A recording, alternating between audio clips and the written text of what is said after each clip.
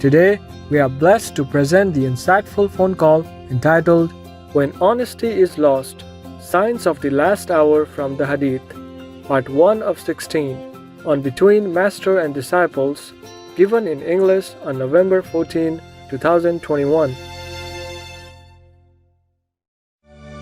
To the Queen of Hearts is the ace of sorrow. He's here today, he's gone tomorrow. How are you guys? Very good, Master. Hello. A little bit like echoing, kind of blur the voice. But I heard you. You say you're okay, right? Yes, Master. How is Master? Oh, she's okay. She doesn't have enough time to think how she is or anything. Wherever pain, whatever, she fixes it, and that's it. Fix it and forget it. Just like that. Yes. Anytime. She's okay for being a master. It could be worse. Yes, Master. We are lucky. I'm very grateful that that's all there is. Could be worse. The astral body is taking a lot of karma and pain, but the physical body is still okay. It affects a little bit. Quite decently. Otherwise, the physical body still functions. By the way, are you all right in winter? No pain, no aching anywhere? No, Master. We're all right. Okay. You're all okay? Yes. Good. I'm going to read you something from the Hadith. Some parts, okay? Okay, Master. Yes, thank you, Master. Hadith is a very big book, and it has like 9 volumes. And each volume is also quite a decent volume. Yeah. Right. I'm not sure how many volumes we will be able to read. Some things are interesting and some things are less interesting. Mostly it's about the stories that are narrated about the Prophet Muhammad, peace be upon him, about his life. Yes, And about his talk or teachings or mentioning or note here and there, during his lifetime. And the disciples, some of them have noted down and make it into a book for Hadith. Right, Master. They even recorded some very minute details like how he would take a bath and all that. It's a really very, very alive, very lively book. I don't think anybody would have noticed so much about other masters' life like this Hadith. Well, I guess the Buddha stories are also very, very detailed. Yes, Master. Excuse me. Did you hear anything? Yes. I just sneezed. Bless you, Master. Thank you. It's winter, Yes, Master. Winter, and sometimes I come in and out too quickly. I forgot to put on warmer clothes. All right. Yeah, I don't like to wear a lot of clothes. So when I'm in the room, I don't carry them. Only when I go outside. It's cold outside, so I should wear it. But sometimes it's so urgent, I forgot. Sometimes I have to run fast somewhere,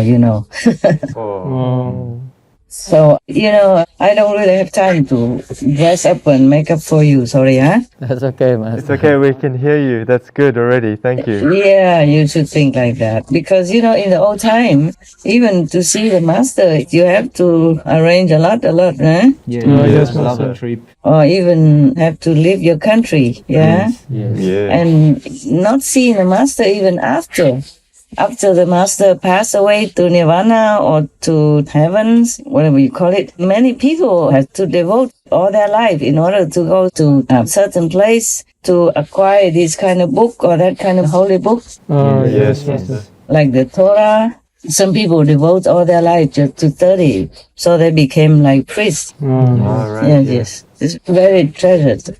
Those are holy books. And then, like the Buddha has passed up to nirvana, but people still devote their life. Some of the faithful have to devote all their life in order to study all the Buddhist sutras. Just like many rabbis, they devoted their life traveling a long distance in order to study the Torah with the learned religious person. Yes, Yes, Master. So we are very lucky nowadays. We just push a button and then push another button to print it out. Yes. Like what your brother printed out for me and sent to me because I requested it. I don't have it with me. I probably have it somewhere in other rooms or other residences, some far away somewhere, but I keep moving too much. I don't even know where my things are anymore. Understand. And there are so many books to take around, you know, right? Yes, Master. Yeah, all the Buddhist sutras, not all, but even some are very heavy already. And then the Jewish stories, yeah. Yes. And then the Torah or the Quran, the Holy Bibles. Yes, Master. Yeah, multi-dimensional. Right. That is the thing. Not many masters in the past had to do this. Only I, and God knows why has chose such a frail woman to do such a heavy job. If you're a Buddhist monk, it's good enough that you study some of the Buddhist sutras, and people would think you're learned and good enough already. Yes, Master. Many, they don't even get to study. Maybe many Hinayana monks don't even get to know the Suragama Sutra and other sutras. So if you could even study all the Buddhist sutras, that's supposed to be very good already. A good monk already. And I have to study so many different religious holy scriptures. Yes, Master. But you want them, you like them. I mean, not you, I mean the so-called disciples in general. Yes, that's right. Master. I have to clarify because not everybody reads the Bible and understands it. Yes, And not true. many read the Surangama Sutra and have any idea about it. Yes, Master. Generally, they misunderstand a lot or don't know how to explain it. Yes. Okay, let's go to the Hadith now. Just because I promised before that when I have time, I will read some for you. So I do it now. Thank you, Master. Thank you very much. You're welcome. Okay, this is from the volume 1, book 2, number 12. As one person named Anas, he has heard the Prophet, peace be upon him, said something. So he recorded it. Because there are many disciples. Yes, Master. And the Prophet, peace be upon him, had been in different places, yeah, and with different groups of people. Sometimes with one or two, and sometimes with a big group, and maybe they assign whatever group he's been in. Maybe one person was assigned to record. Yes, Yes, Master. Master. Just like in our group, you see sometimes during my talk, one sister or one brother keeps noting things, what I'm saying, just the essence, Yes. so that they can distribute it at home, or maybe put it on our magazine. Yes, Yes, Master. Master. So like that. This person, his name's Anas, he said that the Prophet, peace be upon him, I think the Prophet, peace be upon him forever. Maybe sometimes I forget to say that. I hope the Muslims don't mind. I do all this and say his name, his title with all respect from the depth of my heart. And you know that. Yes, Master.